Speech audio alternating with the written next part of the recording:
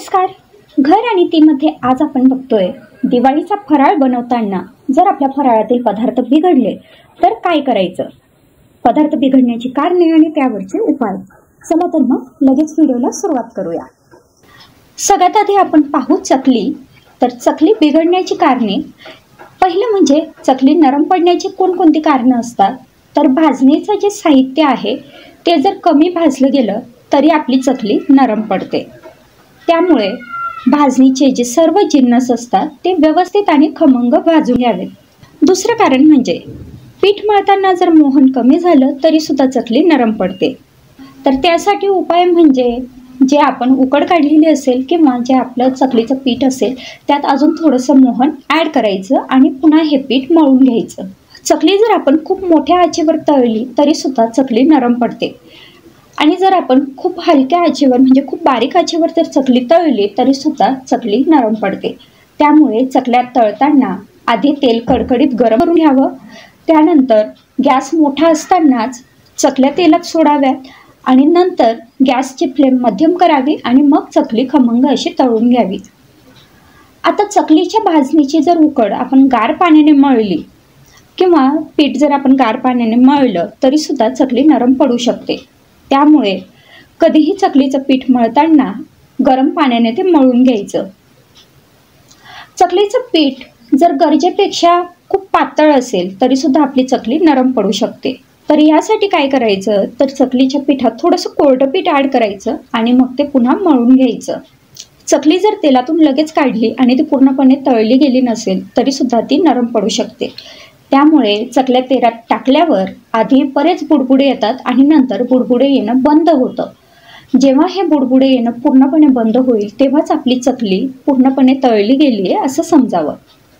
आता चकल्या तेलात घातल्यावर विरघळतात. तर त्याचं सगळ्यात मोठं कारण म्हणजे आपलं जे पीठ असतं ते पीठ मळताना मोहन जास्त झालं. मोहन जर जास्त झालं तर हमखास चकल्या या तेलात विरघळतात.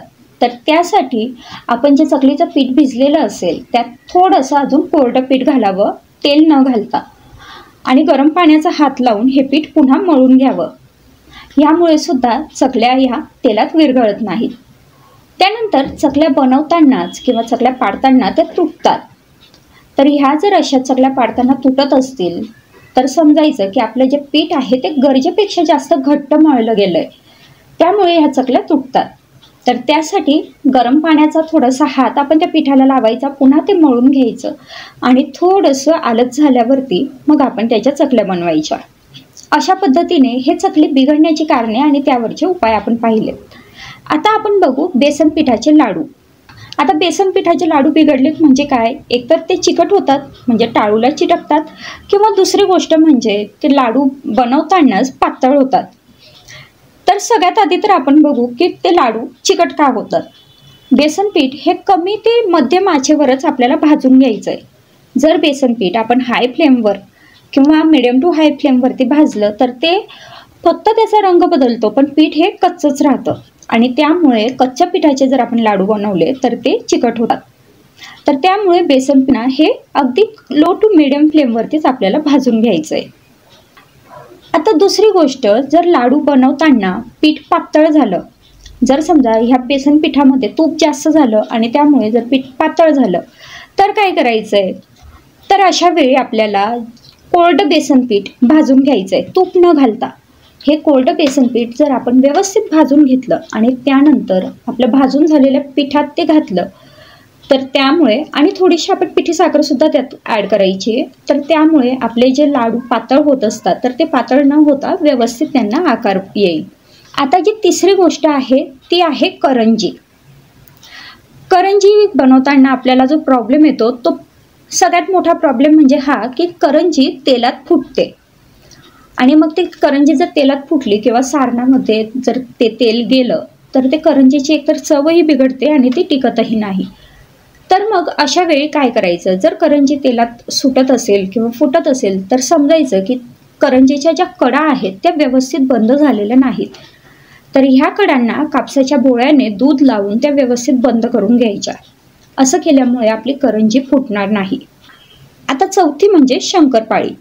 शंकरपाळी बनवताना सुद्धा आपल्याला जो सगळ्यात मोठा प्रॉब्लेम येतो ते म्हणजे शंकरपाळी तेलात विरघळतात. तर हे कशामुळे होतं? एक तर मोहन जास्त झालं असेल तर, दुसरी गोष्ट म्हणजे तेल जर पूर्णपणे तापलं नसेल तरी सुद्धा आपली शंकरपाळी हे तेलात विरघळू शकतात. तर जर मोहन जास्त झालं असेल तर मग आपण काय करायचं आहे, थोडासा मैदा किंवा रवा आपण त्या पिठामध्ये ॲड करून घ्यायचा आहे आणि पुन्हा थोडंसं मळून घ्यायचं आहे आणि ह्यावेळी त्यात तेल किंवा तूप म्हणजेच मोहन टाकायचं नाही. आणि जर समजा तेल कमी गरम असेल त्यामुळे शंकरपाळी विरघळत असतील तर हे तेल व्यवस्थित गरम करून घ्यायचं आहे. आणि एका वेळी शंकरपाळी खूप जास्त तळायची नाहीत, थोड्या प्रमाणात शंकरपाळी तळायची, म्हणजे त्या तेलात किंवा तुपात ती अगदी व्यवस्थित तळली जातात. आता दुसरी गोष्ट ती म्हणजे शंकरपाळी बऱ्याचदा कडक होतात. तर ही शंकरपाळी अशी जर कडक होत असतील तर काय करायचं आहे, तर ह्या पिठामध्ये थोडंसं मोहन ॲड करायचं आणि त्यानंतर हे पीठ मिक्सरमधनं वाटून घ्यायचं आहे किंवा मग पाट्यावरती ते कुटून घ्यायचं आहे आणि थोडंसं ते मऊ झाल्यानंतर मग त्याची शंकरपाळी बनवायची. असं केल्यामुळे सुद्धा आपली शंकरपाळी ही तेलात विरघळणार नाहीत किंवा कडक होणार नाहीत. तर मग ह्या होत्या काही टिप्स जो आपला दिवाळीचा फराळ बिघडला तर काय करायचं याबद्दल मदत करतील. तुम्हाला कसा वाटला हा व्हिडिओ मला कमेंटमध्ये जरूर कळवा. आवडला असेल तर लाईक करा, शेअर करा आणि चॅनलला सबस्क्राईब करा. पुन्हा भेटू पुढच्या नवीन व्हिडिओमध्ये. तोपर्यंत बाय बाय.